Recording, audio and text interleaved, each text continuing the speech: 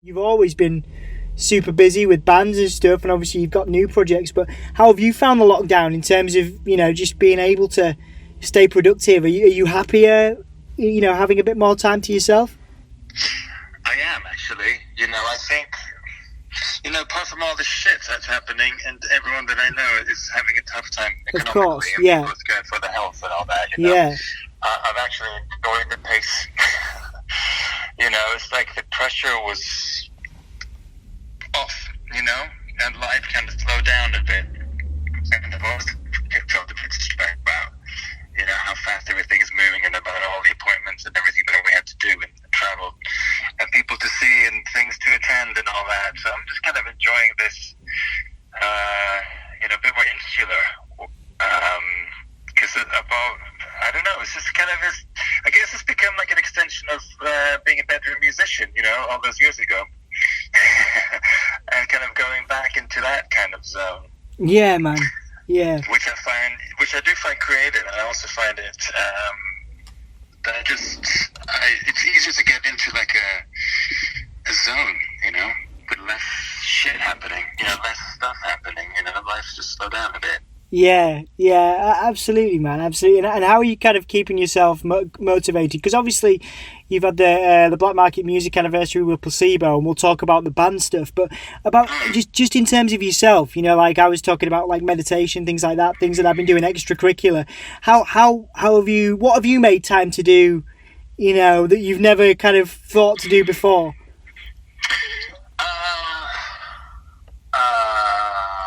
I don't know. I mean, sort of on meditation, it's something that I find myself I have to practice, throughout the day.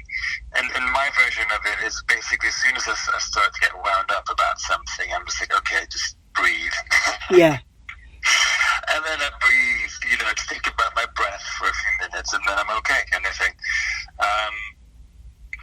But that's kind of something that I've kind of implemented, gradually over the past couple of years, just to kind of, self-preservation, and just catch myself, going off into dark places. Yeah. But I mean, apart from, I've always kind of, like you were saying before about looking after your body, I had a really bad back from 20 years of, being bent over a guitar on stage, and that kind of hit me bad a few years ago, and I had chronic back pain for a few years, which really, put scared the shit out of me. Of course, yeah. Since then, I've maintained kind of just physical exercise, strengthen the core, that kind of stuff.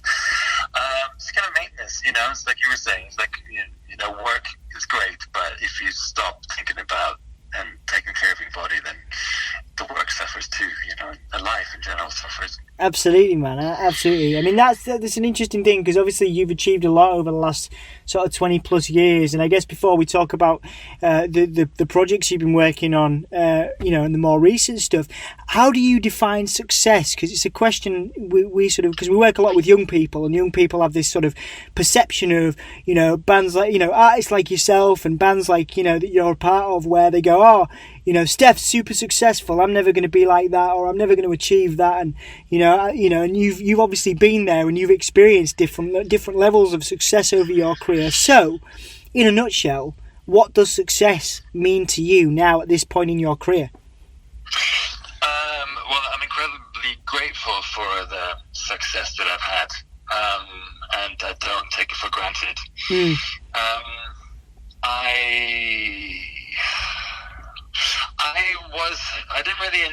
To be honest with you, I didn't really enjoy it for a very long time, because I just felt I wasn't ready for the kind of the probing and the kind of how our lives were just constantly exposed. Yeah. Just from like over touring, or just being overly represented in the press and stuff. And I was just remembering at the time when things were going really well for us, I'm like, okay, Stef, you're not really enjoying this, but just do it. Because the iron's hot, so strike it, Of course. And you'll be grateful for it later. So I just kind of stuck with it, and just and it kind of went through phases, success. Yeah, I mean, me and Brian, we used to say way back in the day that when we play Brixton Academy, then we've made it, kind of thing. Yeah. But then we did that, and then we played Brixton Academy, I don't know, 15 times or something, and then, you know, you just move the goalposts, and so it just changes over the years. I guess now it's success is, I mean, I went through kind of a materialistic phase where I thought, you know, that's what success bought me things, and yeah.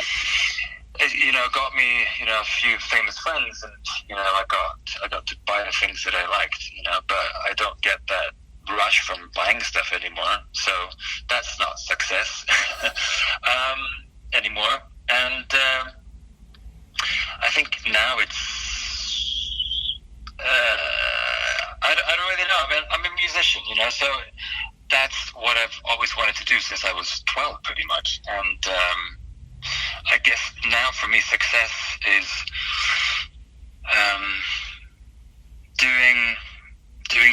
making music that really satisfies me, you know.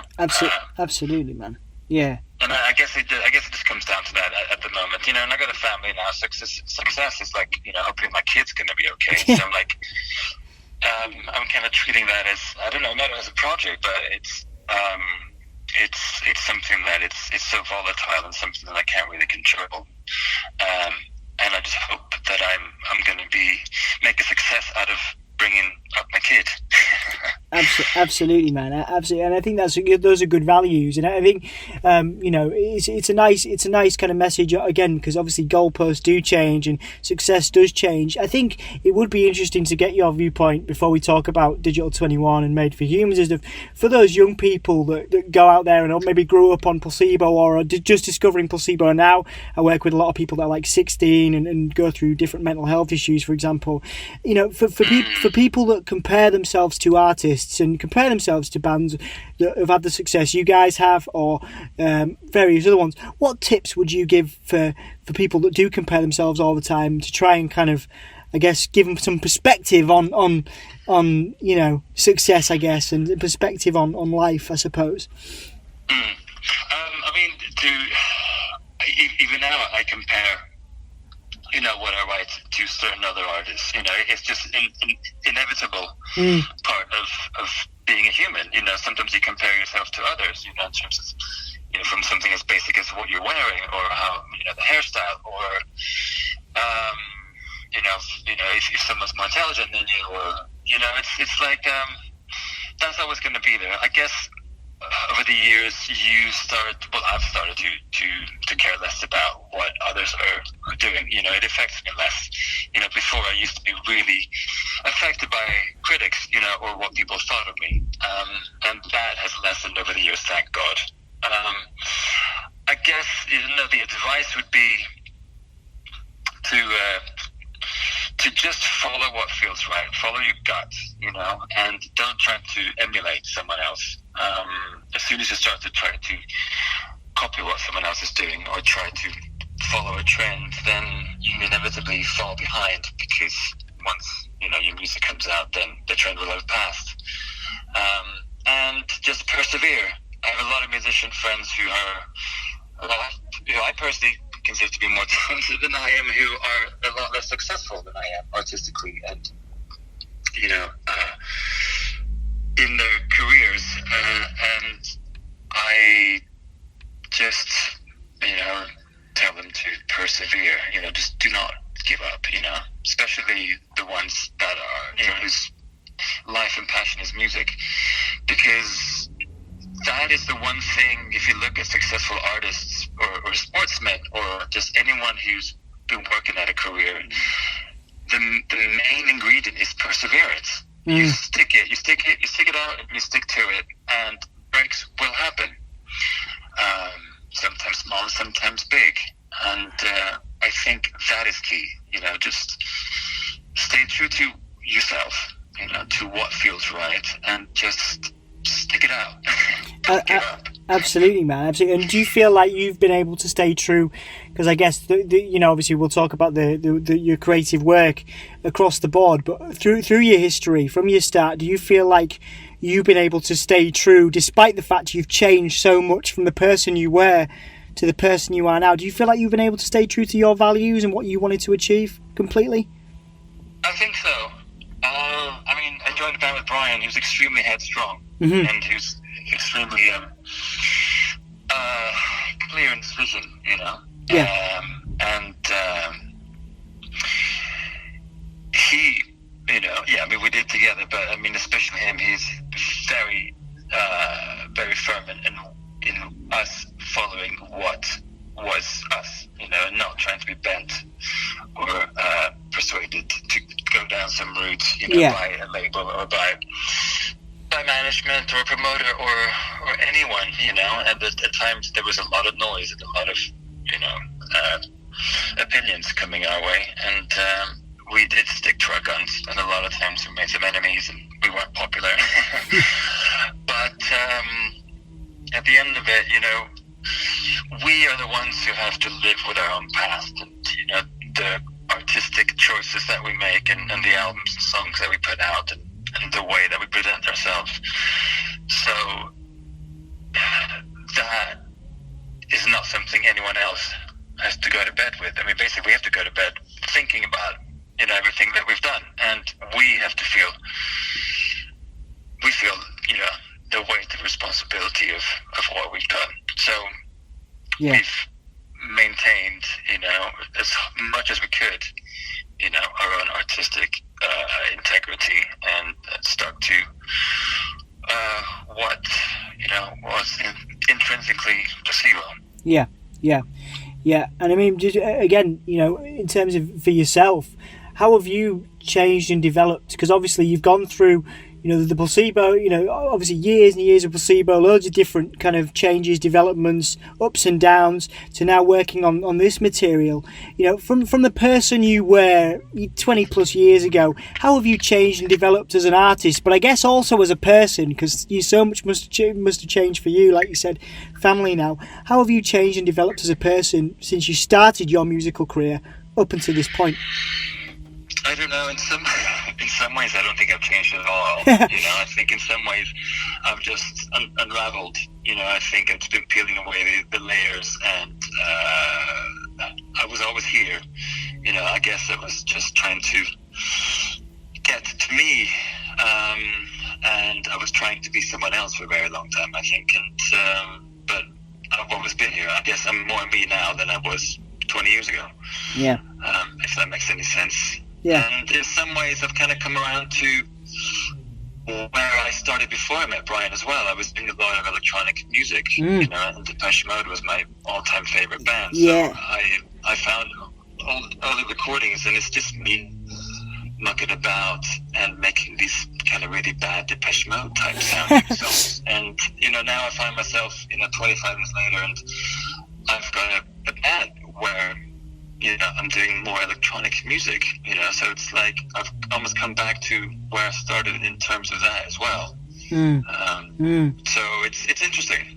Yeah, absolutely, man, absolutely. And I guess the sort of question moving forward with Made for Humans is how does it push you in new ways as an artist to say, because obviously Digital 21 you've been at for a long time, 7-8 plus years now, alongside this. How does Made for Humans, which is obviously the brand new thing or the relatively new thing, push you in new ways compared to say Placebo or compared to say Digital 21? I think we created that project during lockdown because we felt like we needed some kind of release. And we needed to be able to travel somehow. We were locked in our homes, literally, because Miguel was in Madrid, and they had a worse lockdown than London had. And it literally was, something just to keep us sane. Because we had plans to release the new Digital 21 and Stefan Olsdal album in March.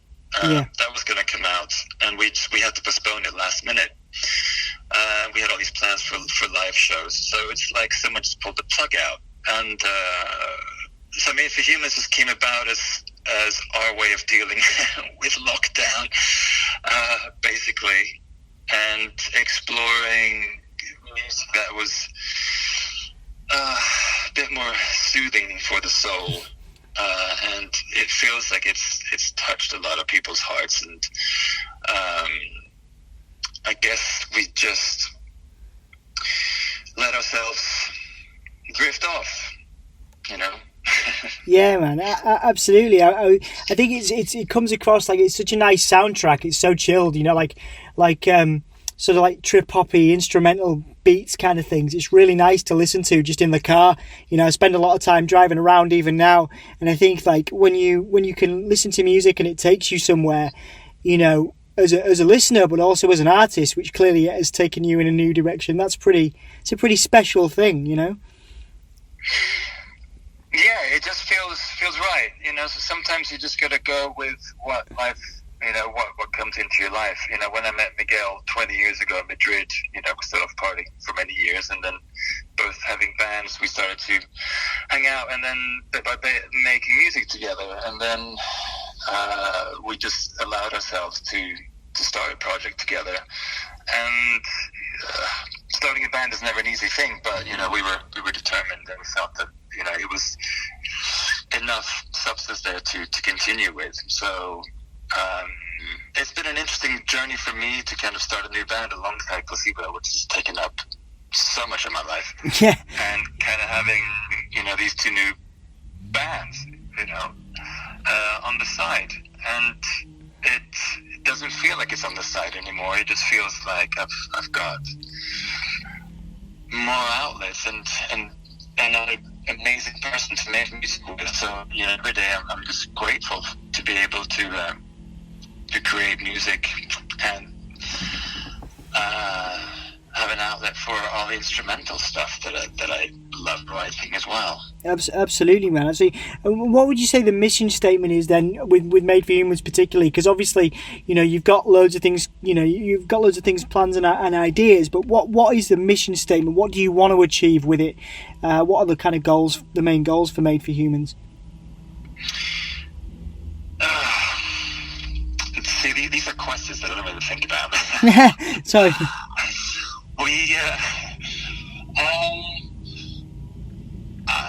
I mean, I've been writing constantly more tracks for Made for Humans in the past couple of weeks. You know, I've just completely entered into that zone, and it just feels like, for me personally, it's just opened a whole new door, floodgates of inspiration.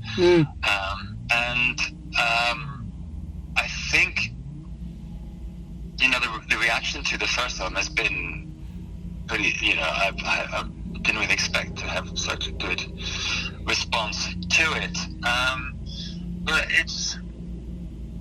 we want people to find solace in it and something to soothe the soul, you know. And I think for both me and Miguel, we both needed it as medicine for ourselves. So I think it's as long as we feel that it's curing us. There we go.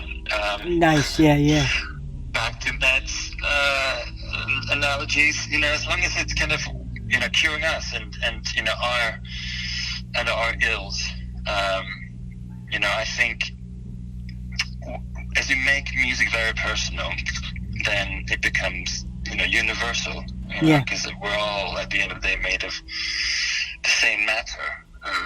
So it's what we feel that we need at the moment, you know, and we feel that if we feel that, then I think it's going to translate to other people. Absolutely, and, man. Yeah. You know, and music, you know, it ends up not being yours after a while, you know. So we just hope that it's something that can go out there and you know, offer people a little bit of solace in these crazy times. Soothe people, man. Absolutely. Well, I think 2 or 3 more questions now, because I think it'd be a shame to not ask about Digital 21, because you've done some really cool stuff with Digital 21 over the years, and obviously you released Inside a while back and a few years ago now. I wanted to sort of ask you to put yourself back in the frame of mind you were when Digital 21's first stuff came out, and how do you look back on the success you experienced? I know success has been a bit of a key word today, but how do you look back on the success you experienced with Digital 21 and Inside, and when all that stuff came out? Because I guess it's a few years ago now, and you did a lot with Digital 21 before lockdown. So how do you look back on when you first came out with that stuff? I mean, the first thing that springs to mind is how exciting it is to play it live. Yeah. Because I remember with Placebo, we used to go clubbing so much way back in the day, and we used to go to techno clubs in the 90s in Germany, and then we went to the end loads, in the early 2000s in London. To see Timo Maas or Darren Emerson DJ, Nice, yeah. Or Underworld, so that kind of culture was really ingrained in us. We loved it, and I think now I'm starting to feel like I'm kind of starting to live that. And it's a genre of music which just is so powerful, Yeah. It's that kind of the repetitive four to the floor, which just works, Of course, and, yeah. And Miguel had been doing electronic music for a long time, so when we decided to do something together, we wanted to bring, yet another layer of emotion to it, and hence the strings and the string quartet. So we were excited just to delve into this genre of music and just kind of put our own little spin on it. And it's something that, we have the second album. It's ready. I mean, I have all the copies here now. Nice. Yeah. And we're just itching to get it out. And it's even a harder, more clubby record than the first one. So the success is yet to come with this, I feel, It's bubbling, and we're just about becoming fully fledged, in our identity and in what we want to say. So it's very exciting, and I can't wait, for the album to come out. And in March, that's what the kind of rough date that we have with the label, and then to go out and do some shows next summer. Man, that's exciting. That's going to be awesome, buddy. That's I'm looking forward to it, man, because I think it's such a different vibe doing electronic music live. Jamie from Officers, right? The band Officers. I think they. Yeah. So Jamie's a friend of mine. So I've been talking to Jamie for years about doing Officers live again, but he kind of put it in my brain how difficult it is to do such an electronically led sound live, out there when you're touring it and bringing it out on the road and all the stuff that can go wrong. But if you can get it right, it sounds amazing. You know what I mean? If you can get absolutely, absolutely, and it's I'm sure he can sort it out. Yeah, absolutely, man. He's super clever, and he's doing really well at the moment. So I'll send you best regards as well when I'll drop him an email this afternoon. But yeah, a couple more questions before we finish, man. I think it'd be interesting to ask you about your motivations outside of music at the moment. So in terms of movies, in terms of anything like artistic or anything you're reading that you're really interested in that's kind of keeping you grounded, keeping you focused. Yeah, what have I got going now? By the time I've put my kid to bed, I don't have much, mental capacity for much. What are we watching? I don't know. We started to watch One Flew Over the Cuckoo's Nest the other day. Nice. But and it's a great film. But I'm like, oh my god, it's so depressing. Yeah. It's a classic, man. So I'm just trying to do escapist stuff at the moment, to kind of switch off. What did we last see? God, I'm really bad at. It's all right, man. It puts Succession was an amazing TV series. Oh, cool! I'll check it out. And then, God, yeah, what am I reading book-wise? Fuck. Puts you on the spot. I'm sorry, man. I apologise. No, it's right. It's just that I've got them in my phone, the books, I've just bought Kay Tempest's new book. Oh, yeah. And I've got Tracy Thorn's new book. I've got lots of books that I want to read. I started reading Jim Carrey's book, which is a bit fucked up. I've heard interesting things about that, actually. I might check it out. Yeah, so there's all these kind of books that are just kind of there waiting for a day off. Absolutely, man. Absolutely. what is a typical day? Because I guess, you know, I know you were working on a Placebo record before, and obviously you've got this new stuff coming out, and you're always working on Made for Human stuff. So how do you structure a day now? Because you would think you would have more time, but it sounds like you're just as busy as ever, to be honest, dude. Yeah, I like to be busy. I mean, yeah, obviously, you know, school's back, so that takes up a bit of the day. Yeah. But yeah, I mean, I am in the studio with Brian. We're gonna finish the 8th album. Amazing. You know, so that is taken up time. So yeah, that's exciting. It's coming to yeah, we don't have a release date yet, but yeah, I can start to see the end, you know, yeah. Which is great. So it's that, and just kind of just doing a lot of writing at the moment. And for that's for Made for Humans, and yeah. Made for Humans, yeah, and yeah, and I just sent Miguel another demo for a Digital 21 track, you know, as well. So it feels like after the summer, it's been a bit of a burst, you know. Yeah. Of energy, which I'm grabbing by the balls. Absolutely, man. Absolutely. I'm glad to hear it. And before we finish off, it's a bit of a left field one, but because I always, you know, with Digital 21, it's obviously more club based, and you know, it's a bit more kind of like a 90s rave. But with Made for Humans, I always think it could be a really nice soundtrack for stuff. So if you could put like Algebra of Being or anything by Made for Humans to a movie that exists, if you could rip out the soundtrack of any existing film and replace it with the sound of Made for Humans, what film would you pick and why? Oh, that's a good one. Something like I think we tried to pair it with some images from Melancholia by is it Melancholia by Lars von Trier? I'll check it out. Yeah.